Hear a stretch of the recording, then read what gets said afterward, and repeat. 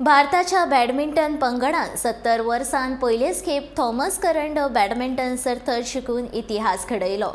14 फावटी ही सर्त जिखपी इंडोनेशियाक भारतान 3-0 असो हारयलो। आयतारा जाल्ले तिसरे मॅचीन भारतान डिफेंडिंग चॅम्पियन इंडोनेशियाक हारोवन थॉमस कप जिखलो। भारतान पयल्यो 3 मॅची जिखून 14 वेळेचो चॅम्पियन इंडोनेशियाक 3-0 असो हारयलो।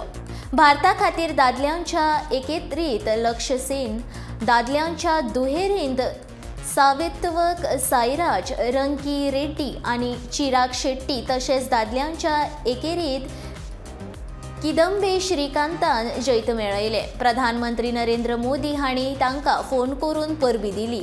खेळां मंत्रालयान पंगडाक 1 कोटींचें इनाम जाहीर केलां।